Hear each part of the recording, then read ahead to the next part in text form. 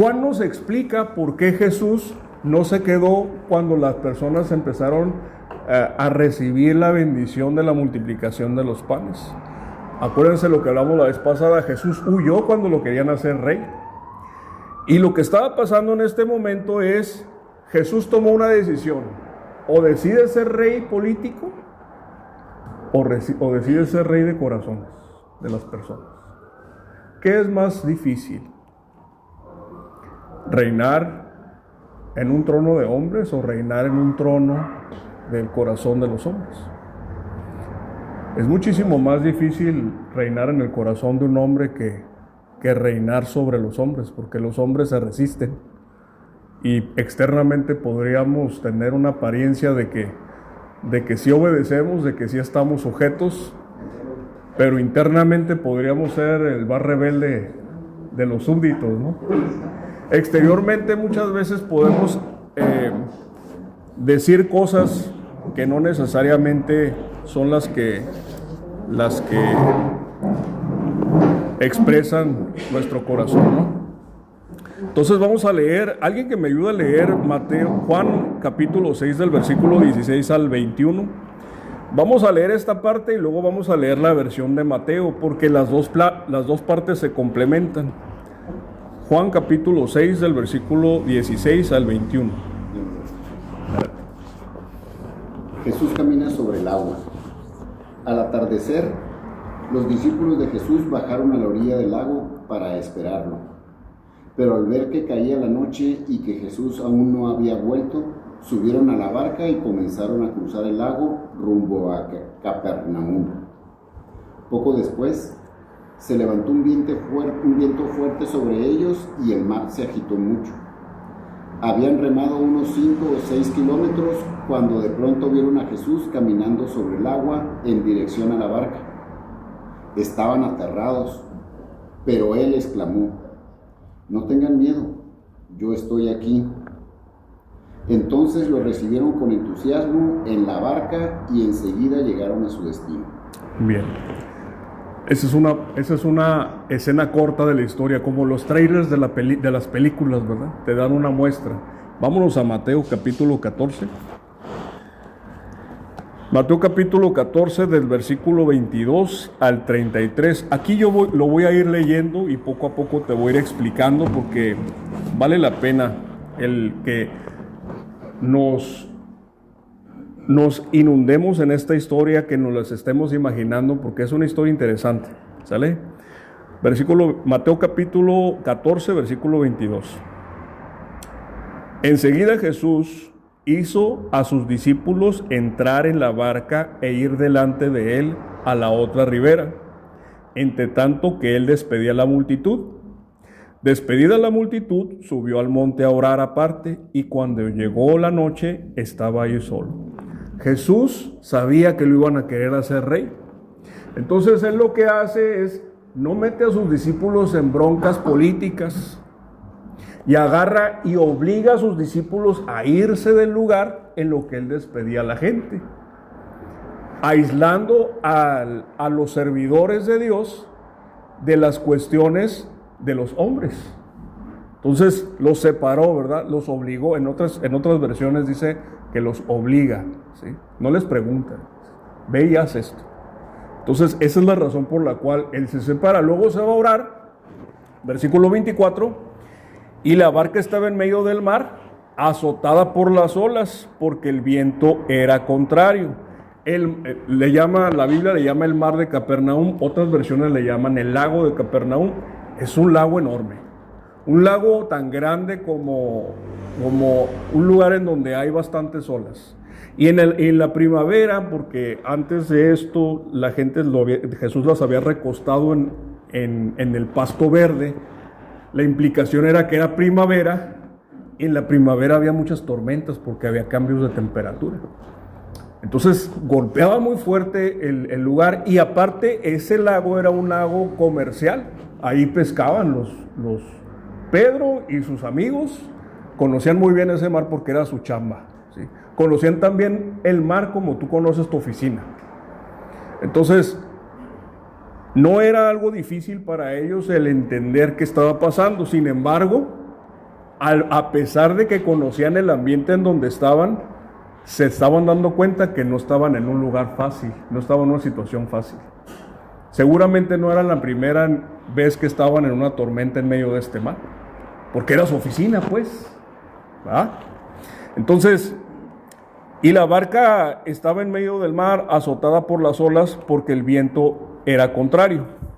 Mas a la cuarta vigilia de la noche, Jesús vino a ellos andando sobre el mar.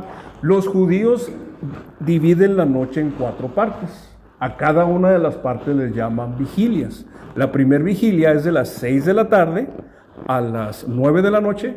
La segunda es de las 9 de la noche a las 12 de la madrugada. La tercera de las 12 de la madrugada a las 3 de la mañana.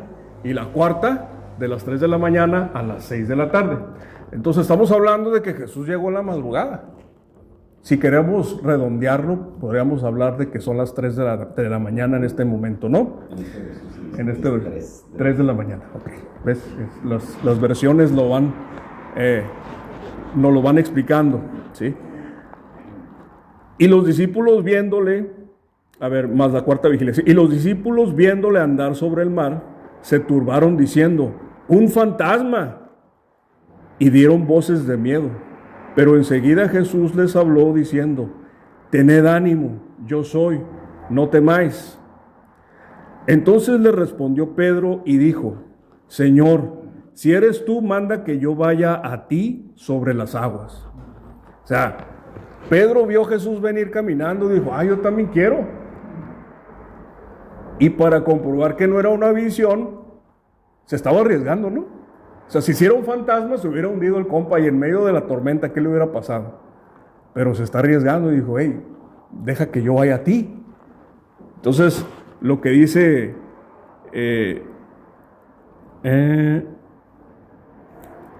al momento Jesús extendió la mano, en el 30, pero el 29, y él dijo, ven, y descendiendo Pedro de la barca, andaba sobre las aguas para ir a Jesús. Pero al ver el fuerte viento tuvo miedo y comenzando a hundirse dio voces diciendo, Señor, sálvame. Al momento Jesús, extendiendo la mano, asió de él y le dijo, hombre de poca fe, ¿por qué dudaste? Y cuando ellos subieron en la barca, se calmó el viento. Entonces los que estaban en la barca vinieron y le adoraron diciendo, verdaderamente eres el Hijo de Dios. Hay otras partes en donde dice que tuvieron mucho miedo cuando pasó eso, cuando Jesús calma la tempestad, tiene miedo. Me voy a regresar un poquito a las 3 de la mañana. ¿Tú sabes qué pasa a las 3 de la mañana en la mayoría de los seres humanos? A todos, por lo menos, aquí, excepto a lo mejor a los jóvenes, ¿verdad? ¿Quién se ha levantado a las 3 de la mañana así nada más, pum? ¿Verdad? A orinar, bueno, tú eres muy feliz. Pero de la que te despiertas y ya no te puedes dormir. ¿Verdad? Te cuesta trabajo conciliar el sueño. Bueno, mucha gente lo espiritualiza demasiado, ¿no? Dice, es algo espiritual. Pero déjame decirte algo, es algo biológico. El despertarte a las 3 de la mañana y no conciliar otra vez el sueño es algo biológico. Tiene que ver con un tema hormonal y tiene que ver con el tema del ritmo correcto de tu corazón. Y alguien sabe o ha escuchado de la hormona del estrés, que es el cortisol. ¿Sí? Bueno, el cortisol resulta que a las 10, 11 de la noche el cortisol está a su mínimo en el cuerpo de un ser humano. Y luego, en esa parte, entre las 10 y las 11 de la noche, hasta adivina qué hora, hasta las 3 de la mañana, el cuerpo entra en un estado de sueño muy profundo, le llaman sueño reparador, en donde el nivel hormonal del cortisol baja y el cuerpo se apaga y se empieza a autorreparar. Y luego el cuerpo, la biología de tu cuerpo deja ese sueño y empieza un sueño más oscilatorio, más ligero. ¿Por qué? Porque tu cuerpo despierta y empieza a producir otra vez cortisol. Y cuando produce otra vez cortisol, a las 3 de la mañana empieza, produce lo suficiente como para que a partir de ahí te puedas despertar a las 6, 6:30, 7 de la mañana que te andas yendo a chambear. Eso sucede en un cuerpo sano. Pero adivina qué sucede con un cuerpo que no es sano. En una persona que tiene mucho estrés, mucha tensión en su vida, el nivel de cortisol a las 10 de la noche no está en sus mínimos, sino está en un elevado. Y como te duermes con un cortisol elevado, en lugar de levantarte a las 6 de la mañana, tu biología acciona y te levantas a las 3 pensando, tu cuerpo piensa que son las 6 de la mañana, porque tu cortisol está alto. Es decir, tu mínimo de cortisol no fueron a las 10, 11, sino fue probablemente mucho antes o mucho después, no sabemos. El tema es que tu cuerpo reacciona y te levantas a las 3 de la mañana, como si algo fuera, ya sabes, ¿no? Entonces, los ciclos de sueño son así. Ahora, ya te dije la biología, ¿verdad? Y ya te relacionaste con eso, porque a mí me ha pasado más de una vez eso. Y sí es cierto, porque estás estresado, ¿sí? Dos cosas que decirte de esto. Número uno, a las personas que son temerosas de Dios también nos pasa. Las personas que somos temerosas de Dios también entramos en tormentas, también tenemos preocupaciones, también llegamos al punto de no conciliar el sueño por cualquier cosa. Y tú vas a decir, bueno, pero a lo mejor a las personas que son más cercanas a Jesús no les pasa. Estas personas venían de predicarle a 5,000 hombres más las demás mujeres, ¿no? Sí, mujeres y niños, ¿no? Entonces 5,000 más multiplicados por 3, 15,000 personas, ¿no? Habían servido en una iglesia de 15,000 personas e inmediatamente después en su vida personal entró una tormenta. Con eso te quiero decir que a pesar de ser un servidor, a pesar de estar cercano a Jesús, las tormentas no son algo que sea algo, no es algo que esté correlacionado con nuestra espiritualidad o no. Las tormentas en los seres humanos son algo humano, son algo ambiental, son algo que es de nosotros. Y no hay una relación en donde tú digas, la persona, ojalá y fuera así, ¿va? Las personas más espirituales tienen menos tormentas que las personas que no son espirituales. ¿Has pensado eso alguna vez? ¿No? ¿Sí? Yo sí llegué a pensarlo. ¿Sí?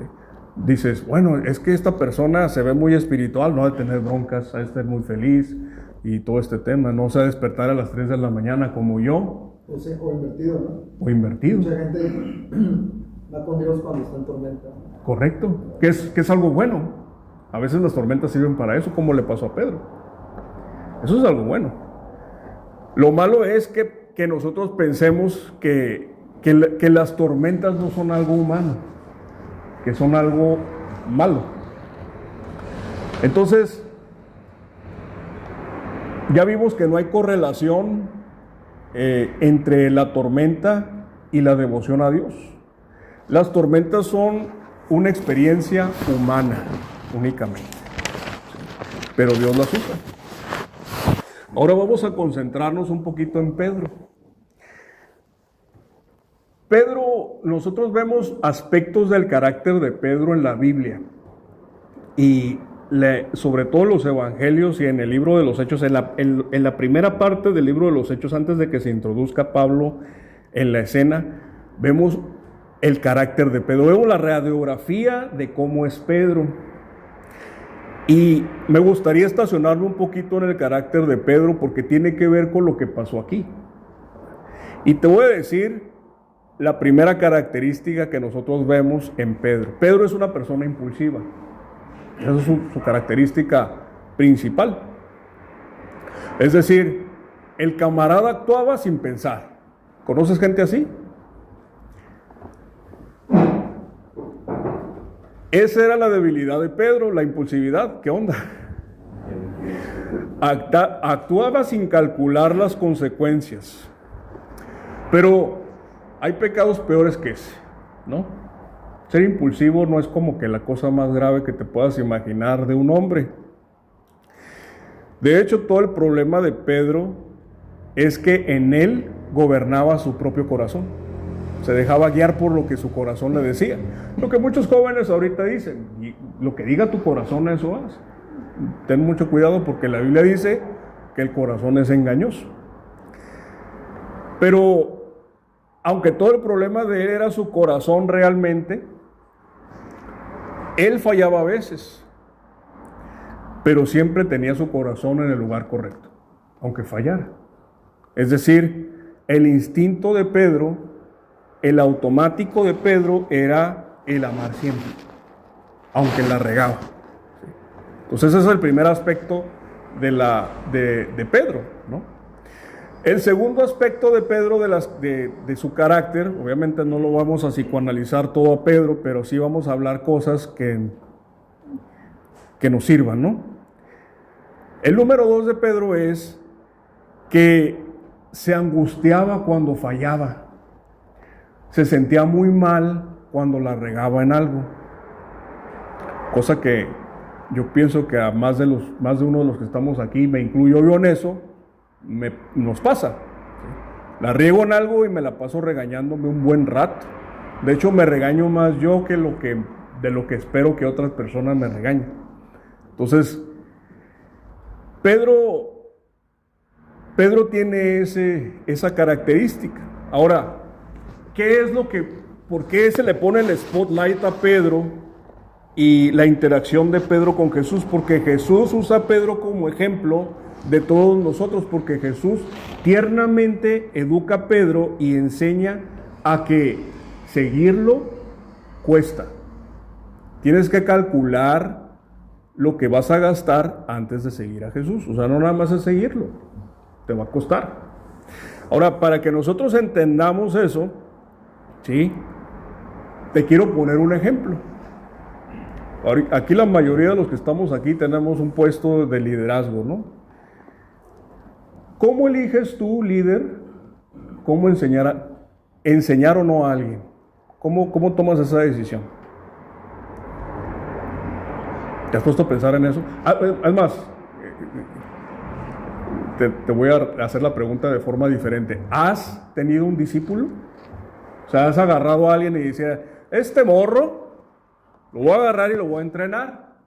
Sin nada más por deporte, ¿verdad? O sea, porque a veces uno trae de hecho los hombres tenemos ese chip, ¿no? Llega un momento de la experiencia de un hombre donde dices, ya más o menos sé cómo está el rollo aquí, necesito entrenar a alguien, ¿verdad? Y como que el entrenar a alguien como que te da te renueva, ¿no? Y como que ya las cosas que te aburrían antes no te aburren tanto porque estás entretenido entrenando a alguien, ¿verdad? ¿Te ha pasado? Bueno, la pregunta que te hago es, ¿cómo elegiste a esa persona? ¿Cómo dijiste a esta persona, voy a hacer esto con esta persona? ¿Cómo le dijiste? Le viste ciertas características. Le viste ciertas características. Ciertas características como ser alguien transparente, ¿no? O alguien limpio de malas intenciones, que también tiene que ver con ser transparente. Otra característica es, pues, con ganas de aprender, porque no le vas a enseñar a alguien que no tiene ganas de aprender. Que sus prioridades estén ordenadas, porque hay veces que hay gente que tiene muy buena aptitud, pero no tiene buena actitud, ¿verdad? Entonces, la aptitud y la actitud son cosas diferentes. La aptitud, ya sabes, ¿no? Y eso son las capacidades de hacer, de que una persona pueda hacer una actividad específica, y la actitud tiene que ver con el carácter y cómo se relaciona la persona con el medio ambiente en donde está y con eso que tú le quieres enseñar, si lo queremos definir de cierta manera, ¿no? Ahora, eso es lo que Jesús vio en Pedro, ¿no? ¿A poco no Pedro es así? Es una persona transparente, echada para adelante. Por ahí algún maestro me dijo, no hay peor cosa que un tonto con iniciativa, ¿no? ¿Sí? Pero yo diría que a las personas, que las personas que no son tontas con iniciativa son peores. ¿Por qué? Porque muchas veces esas personas tienen otras intenciones, ¿verdad? Entonces, a las personas que no tienen mucha sabiduría, si lo quiero aplicar para mí, que no soy muy sabio que digamos, ¿sí? A las personas sin sabiduría nos conviene más la actitud de aprender a las personas que sí tienen sabiduría.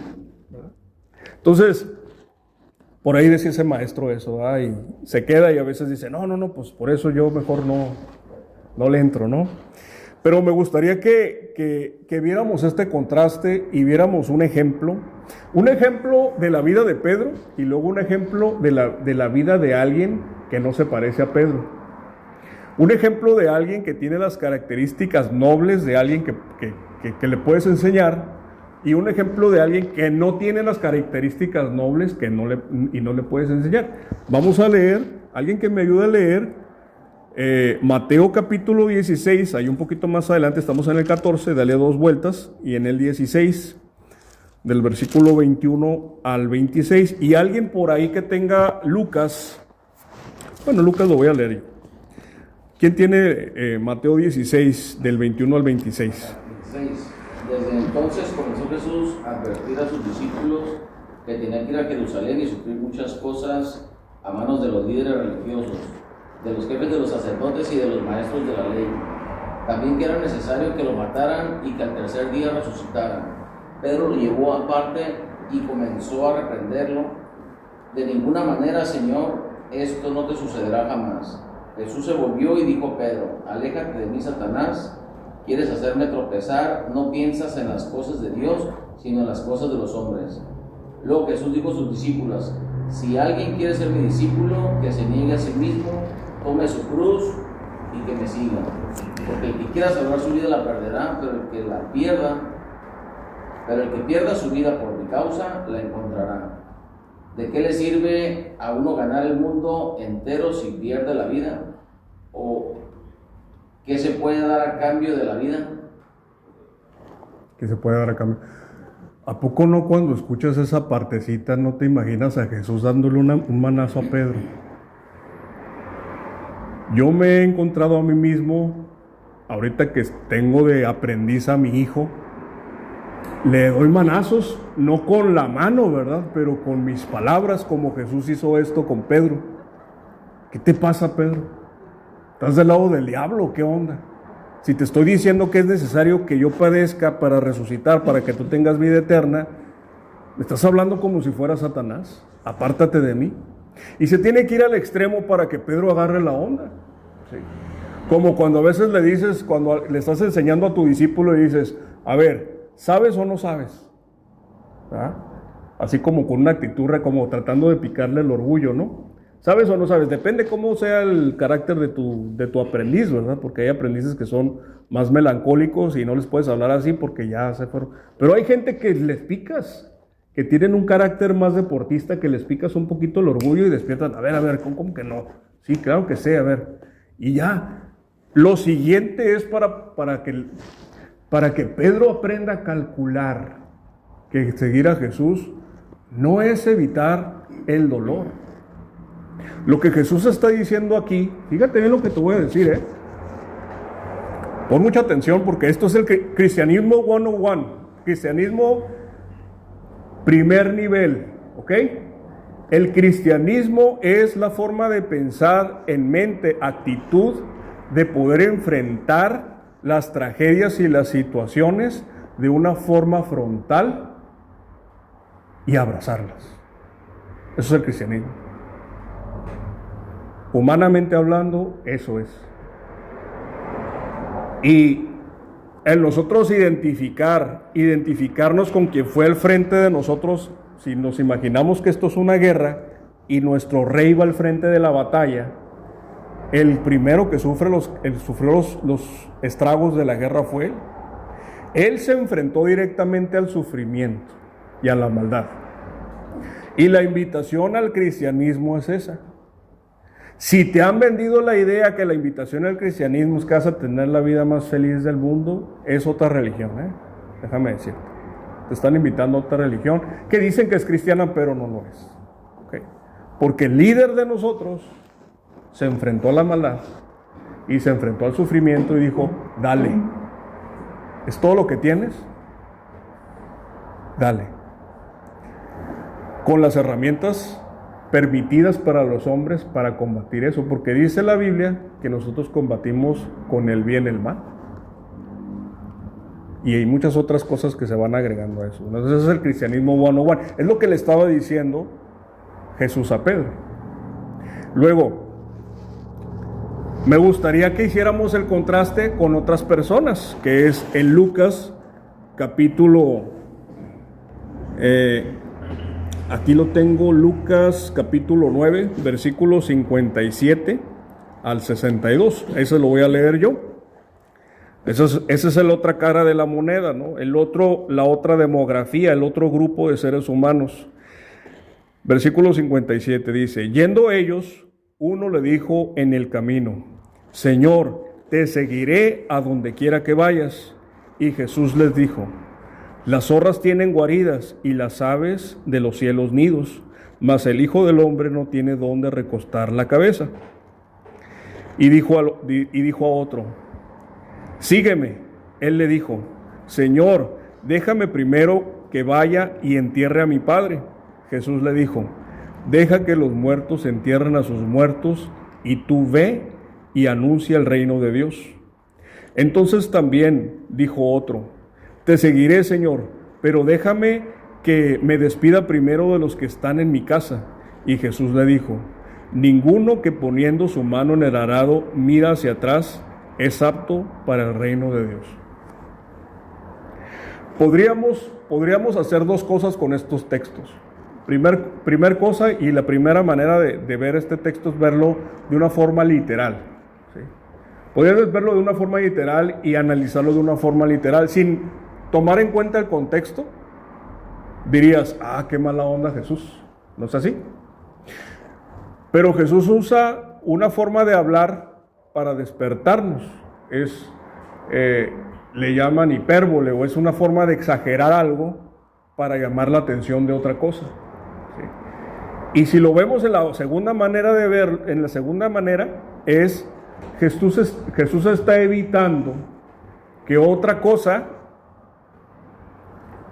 te prive de el seguirlo a Él. Eso es lo que te está diciendo. Jesús está aquí implicando el primer mandamiento. Les está enseñando a las personas el primer mandamiento. ¿Alguien se acuerda cuál es el primer mandamiento? No tendrás falsos dioses delante de mí. Ese es el primer mandamiento. O sea, no habrá algo o alguien antes de yo. ¿Sí? Ahora, aquí vemos por lo menos 3 o 4 aspectos de la humanidad, ¿no? El primer aspecto, ¿sí?, es el aspecto materialista, ¿no? En donde dice: yo voy contigo donde quiera que vayas, y Jesús les dice: hey, yo no tengo ni dónde recostar mi cabeza. ¿Qué está diciéndole? No me sigas a mí para que yo te dé recursos. Tú ya sabes trabajar. Trabaja y vas a tener recursos. Yo no soy una fuente de recursos per se. Yo habilito y te doy la sabiduría y todo para que lo hagas, pero el venir a mí no automáticamente te da algo. Eso es lo que le está diciendo a la primera persona. Luego la segunda persona, ¿sí?, le dice que déjame primero enterrar a mi padre, ¿sí? Hay personas que no pueden dejar no dejan su luto, pues, ¿sí? Y estamos hablando de un padre, pero hay cosas que las personas no quieren dejar, y no necesariamente es una persona que fallece, sino es un sufrimiento que ya es parte de su carácter, ya es parte de su forma de ser. ¿Has conocido a alguien que tiene un sufrimiento crónico? Que no pasas ni siquiera 20 o 30 minutos con él y ya te está explicando de lo que sufre. Bueno, a eso se refiere Jesús ahorita. Esta persona está poniendo su sufrimiento, le está dando al sufrimiento el lugar que le corresponde a Dios. Como al anterior le estaba dando a las cuestiones materiales el lugar que le corresponde a Dios. La siguiente tipo de persona, ¿no? Es decir, todo lo que le pongas a ese lugar está muerto. O sea, hay una parte de la Biblia que dice que tenemos que arrepentirnos de obras muertas, ¿no? El siguiente tipo de persona es que se vaya a despedir de los que están en su casa. ¿Sí? Es decir, hay personas que primero que ponen de prioridad a las personas de su casa antes que a Dios. Te pongo un ejemplo de esto, ¿no? He conocido gente en donde les comparto de la Biblia, les digo, mira Jesús y este tema, y les empiezo a explicar dependiendo de lo que estemos hablando, ¿no? Y dicen, sí, pero en mi casa somos muy católicos y tenemos esto, y si yo empiezo a ir a la iglesia contigo, empiezo a traicionar a mis padres, pues entonces voy a tener conflicto con ellos, entonces es que ahí muere, no le damos, ¿verdad? Y el tener una lealtad con los humanos, aunque sean los humanos más nobles que conoces, como los de tu casa, ¿sí?, te priva de poder experimentar intelectualmente, porque el evangelio es intelectual y también es emocional y también es espiritual, es todo. No nada más es una parte, ¿verdad? Pero si tú dices, es que yo no siento, emocionalmente no estoy conectando con el evangelio, está bien, no pasa nada que no conectes emocionalmente. Conecta intelectualmente primero, porque Dios dice que nuestro culto es racional. Si tú racionalmente dices, esta persona que está escrita aquí es una persona que yo no quiero seguir, que no me parece interesante para nada, pues ya lo investigaste y ya tomaste tu decisión, y qué bueno, está bien.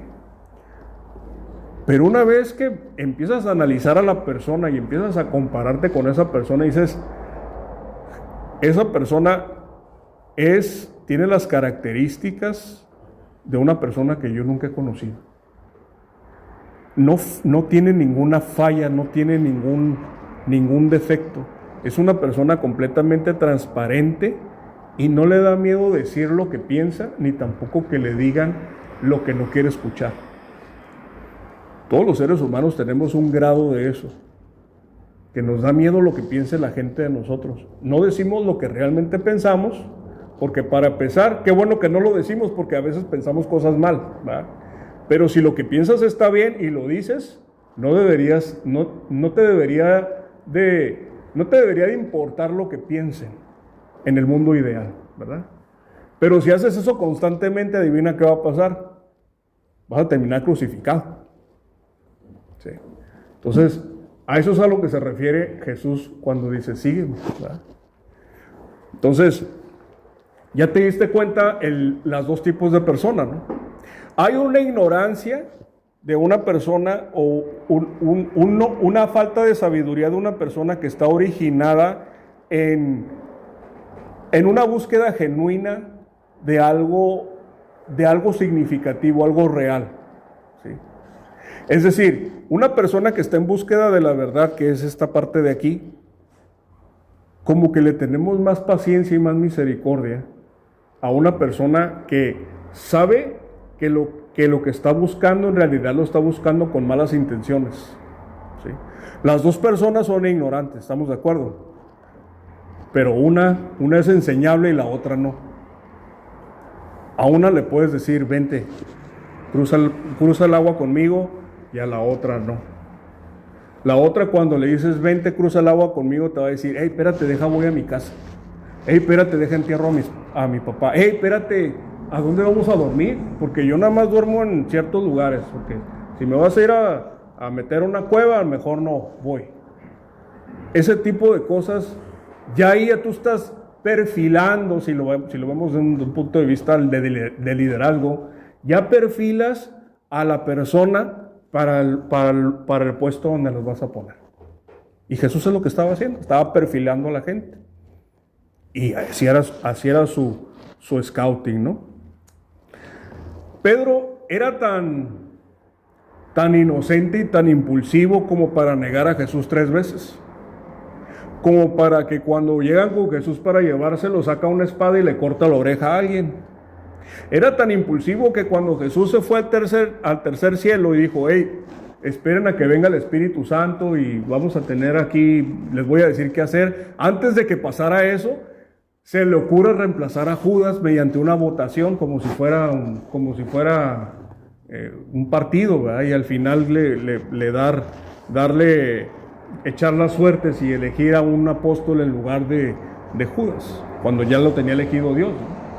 Ese tipo de perfil era Pedro, con muchas fallas, pero enseñable, con buen corazón. ¿Sí? A lo mejor no le daría las llaves de tu carro a Pedro, pero Jesús sí le dio las llaves del reino, fíjate. Le dijo, mira, aquí están las llaves. Okay. Última cosa de Pedro. La característica del carácter de Pedro que más llama la atención es que Pedro nunca falló para no recuperarse. Nunca tuvo una falla que lo tumbó para no volver. Porque en el peor momento de todas esas situaciones que estamos hablando, él se aferró siempre a Cristo. Siempre. Cada vez que Pedro caía, se levantaba otra vez. El fracaso, para un hombre humilde, lo hace más fuerte. El fracaso para un hombre orgulloso, lo hunde. Pero a los humildes, el fracaso te fortalece. De manera que el fracaso es una forma de acercarnos a Dios. Alguien que me ayude a leer Proverbios 24:16. Proverbios 24:16.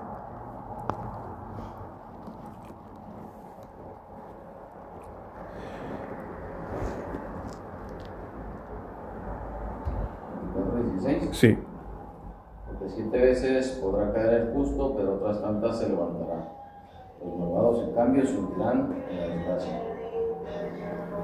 Qué contraste, ¿no? 7 veces es todos los días de la semana, ¿verdad? Hasta el día de tu descanso, ¿no? 7 veces te caíste, 7 veces te levantó Dios. ¿Por qué? Porque eres justo. 7 veces quisiste cruzar, salirte de la barca y cruzar y agarrar a Jesús y te caíste. Y 7 veces Jesús te agarró y te sacó. 7 veces. Pero la persona que no conoce a Dios se va a caer para no volverse a levantar. Para terminar, me gustaría platicarte una historia que leí que me impactó. Es una historia muy antigua y lo escribe un sacerdote católico. Y la historia dice así: el sacerdote iba paseando y se empezó a dar cuenta que estaban sacando agua de un pozo. ¿Cuántos saben que las personas que sacan agua de un pozo agarran y lo sacan con cuerda o tienen una manivela y todo este tema? Entonces, la cubeta con la que estás sacando el agua, al momento de que tú la jalas, pues si no tienes cuidado se te va a tirar la mitad del agua y resulta ineficiente tu esfuerzo, ¿no? Entonces, si pierdes el 20% del agua cada que haces esto nada más de salir, pues significa que si ocupas 10 cubetas, pues ya estamos hablando de 2 cubetas más que tienes que hacer el esfuerzo, ¿no? Bueno, el sacerdote se dio cuenta que las personas cuando la cubeta ya estaba casi llegando hasta arriba, le echaban un pedazo de madera a la cubeta. Y luego la persona cuando sacaba la cubeta, la sacaba sin tirar nada. Y luego le llamó la atención, ¿verdad? Al sacerdote le pregunta a la muchacha, era una muchacha, dice, oye, ¿por qué le pones la madera? Dice, pues, porque cuando le pongo la madera hace que el agua se mantenga calma, y cuando yo levanto la cubeta, el agua no se derrama, y ya me traigo la mayoría del agua para acá. Pues así hemos de ser nosotros con nuestro corazón. Cuando a las 3 de la mañana hay tormenta, debemos de ponerle un madero arriba a nuestro corazón, el madero de la cruz, para que la cruz calme la tormenta que hay dentro de ti y puedas tú navegar y llegar a buen puerto. Esa es la historia que me impactó. Entonces, Jesús ha de ser eso que necesitamos para calmar nuestra tormenta. ¿Qué les parece si oramos? ¿Quieres orar conmigo? Repite conmigo. Señor Jesús, gracias, porque en la tormenta sé que tú eres el que me puedes calmar. Sé que he fallado y soy un hombre y me arrepiento. En este momento quiero que entres a mi vida, quiero que reines y que me guíes y que me calmes y que me enseñes. Gracias. En el nombre de Jesús. Amén. Pero nos puedes explicar nada más tantito